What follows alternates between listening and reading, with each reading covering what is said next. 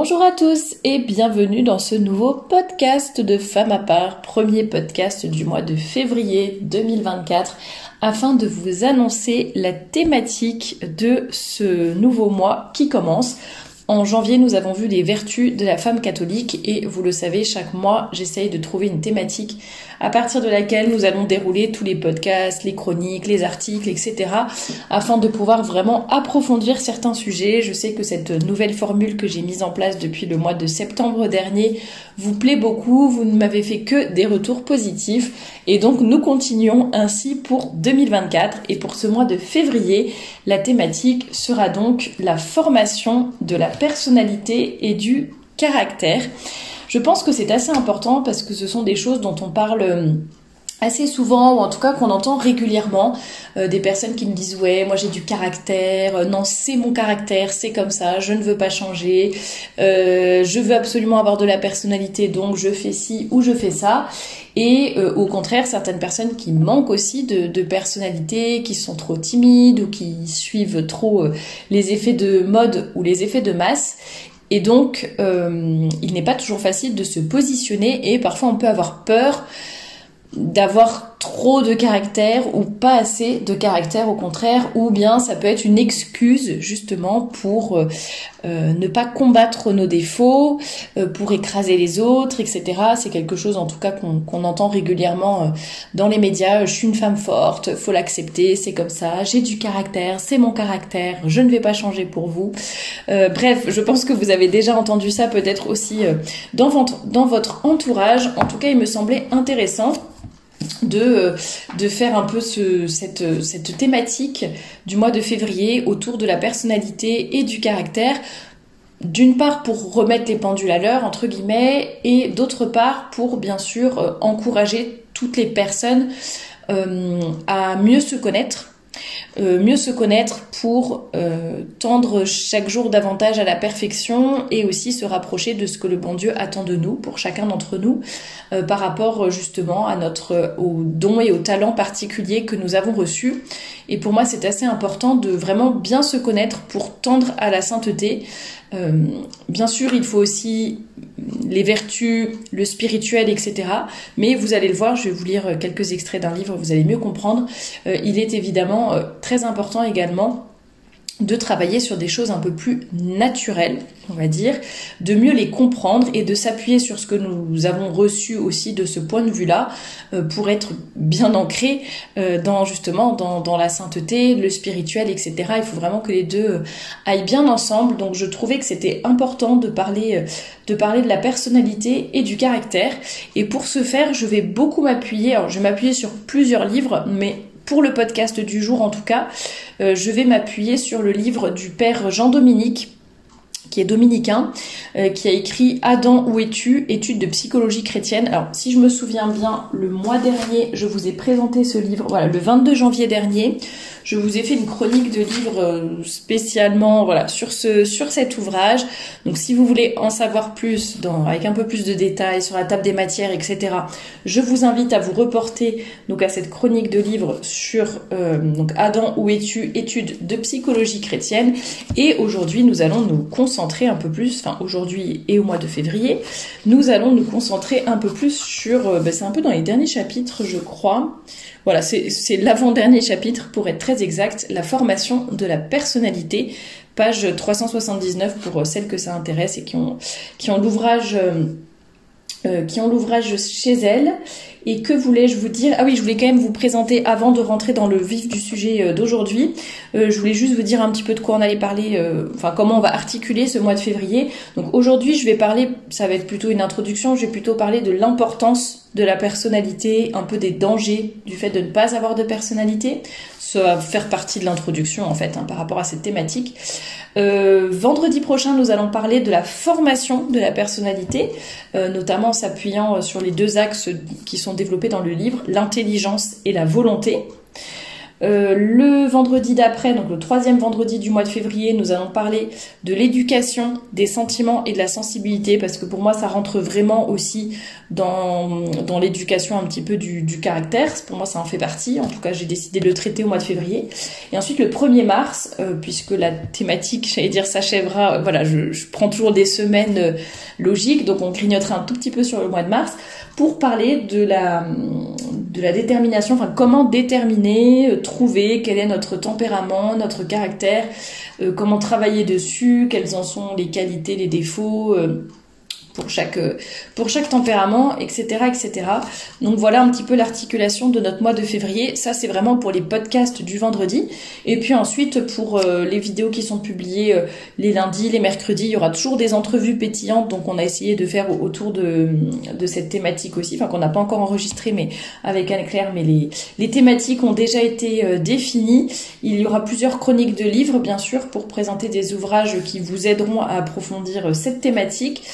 Je pense que j'essaierai quand même de faire une petite chronique d'actualité par rapport à une thématique que j'ai en tête, mais je vais voir si j'y arriverai.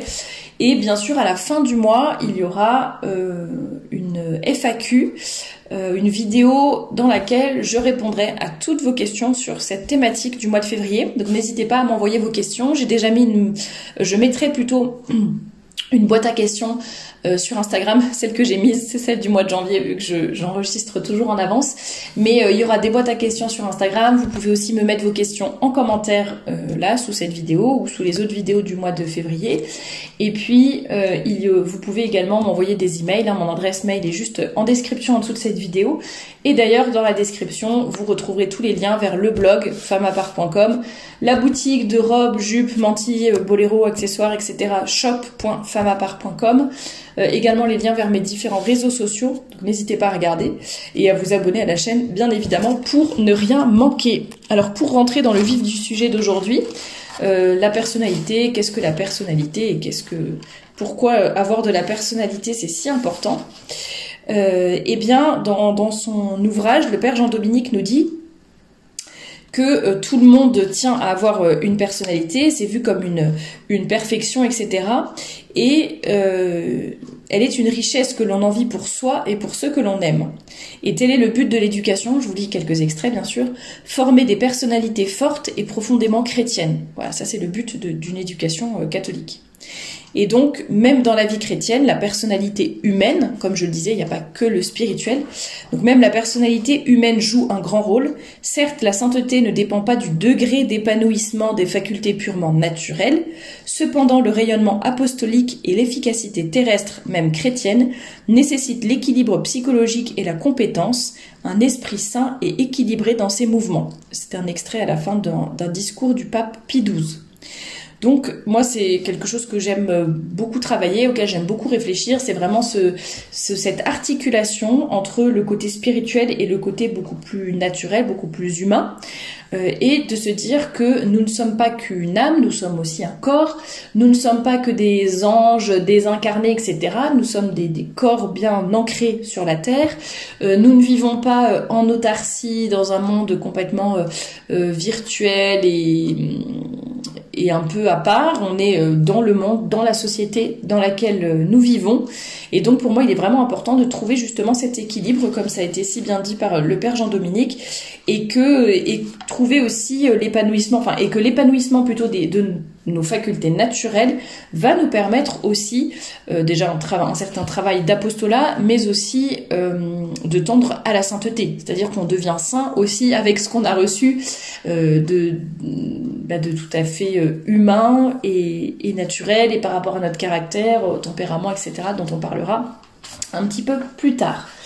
Voilà pour toutes ces choses-là, pour l'importance de la personnalité.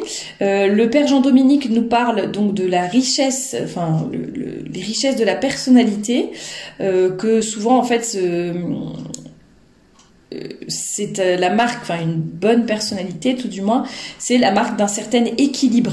La personne déséquilibrée, excessivement dévote et scrupuleuse, ou à l'inverse exclusivement intellectuelle ou encore trop physique, n'apparaît pas comme une personnalité épanouie. Par ailleurs, la qualité la plus importante de la personnalité, semble-t-il, est la force de caractère. Selon l'avis de tous, celui-là est doué de personnalité, qui est volontaire et décidé et qui sait très clairement ce qu'il veut et où il va. Donc on dit généralement qu'une personnalité forte est capable de prendre des responsabilités et de tenir ses engagements. Le pape Pie XII disait « Certains tiennent que l'élément principal du caractère est l'attitude que l'homme adopte vis-à-vis de sa responsabilité. En revanche, le lâche, celui qui est infidèle à la parole donnée, celui sur lequel on ne peut jamais compter, est immature, il n'est pas adulte, dira-t-on, c'est-à-dire qu'il n'a pas de personnalité. » Voilà, ça c'est un peu la voie du bon sens par rapport à l'importance de la personnalité. Et il parle aussi du manque de personnalité, il dit en fait il y a 4 grands phénomènes qui montrent le manque de personnalité, et je pense que vous allez vite comprendre. Le phénomène de mode, celui de clan, le respect humain et l'agressivité. Donc le phénomène de mode, que ce soit la mode dans le langage, dans les vêtements, les jeux, les loisirs, etc. Voilà, on suit les autres, on n'a aucune personnalité, on suit la mode et voilà, sans trop réfléchir. Et là, il parle notamment de l'adolescence. Ensuite, il parle du phénomène de clan, c'est-à-dire qu'on fait tout comme notre groupe d'amis, etc. La manière, là c'est pareil, manière d'être, d'agir, de se vêtir, de parler, de se détendre, etc., etc. Et on fait exactement comme le milieu dans lequel on est, sans trop réfléchir non plus. Et il a une expression très intéressante, le père Jean-Dominique, il dit « L'intelligence démissionne pour suivre passivement l'attitude des autres et cache souvent ce manque de personnalité derrière un jugement impitoyable sur les gens qui pensent autrement. » Voilà. Quel est le 3e phénomène? C'était celui de respect humain. Ça, je pense que c'est facile à comprendre. Le qu'en dira-t-on, la peur du regard et du jugement des autres. Donc en fait, on préfère faire quelque chose limite qu'on n'assume pas trop, ou quelque chose dont on n'est pas convaincu ou qui va à l'encontre de nos valeurs, mais parce qu'on a peur du jugement et du regard des autres. Et ensuite, un peu plus étonnant effectivement, l'agressivité, l'arrogance.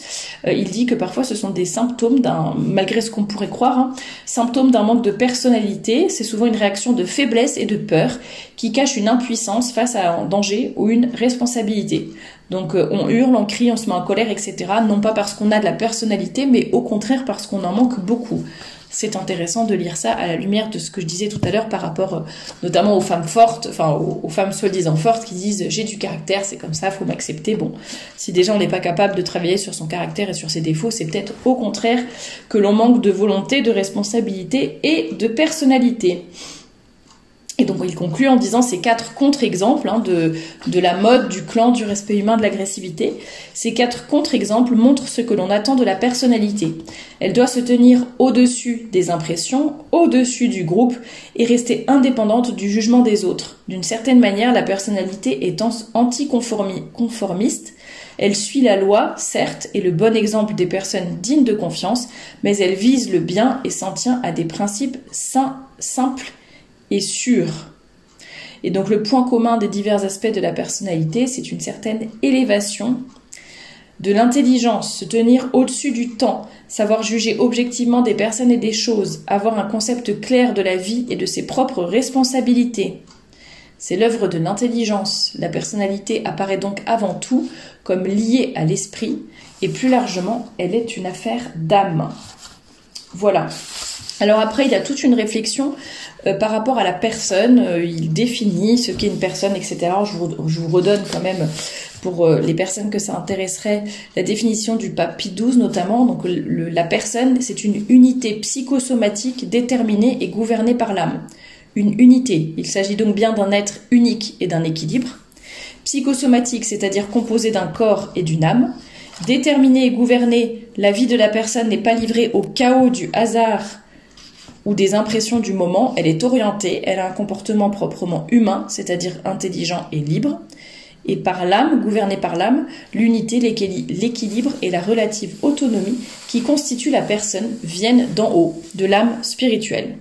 J'en profite pour faire une petite pause et pour vous rappeler qu'évidemment il serait peut-être intéressant que vous preniez des notes pendant les podcasts, si cela vous aide, s'il y a certaines citations qui vous parlent plus que d'autres, des petits points que vous voulez noter, sur lesquels vous voulez revenir plus tard. Donc, n'hésitez pas à prendre des notes ou à mettre pause et pour pouvoir écrire certaines choses et retenir ce qui vous paraît important.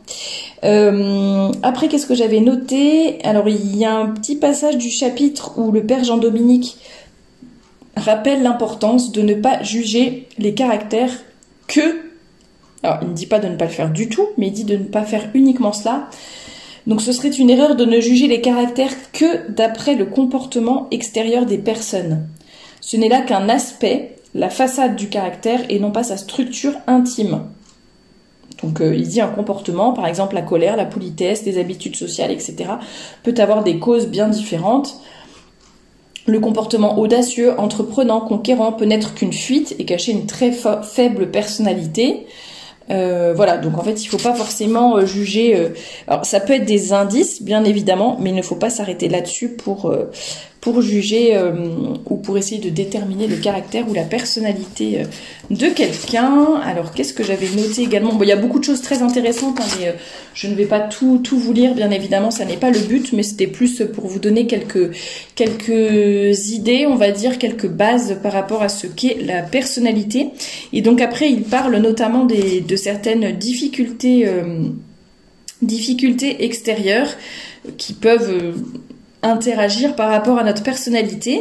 Donc il parle notamment des épreuves de la vie qui peuvent empêcher un bon développement. Je sais pas, un enfant qui vit un traumatisme par exemple, ou qui a une maladie horrible, etc., qui est témoin d'horreurs physiques ou morales, vont profondément le troubler, et donc ça peut être très difficile de développer une personnalité équilibrée dans ce genre de situation. Pas impossible, mais en tout cas ça peut interférer avec le développement de la personnalité.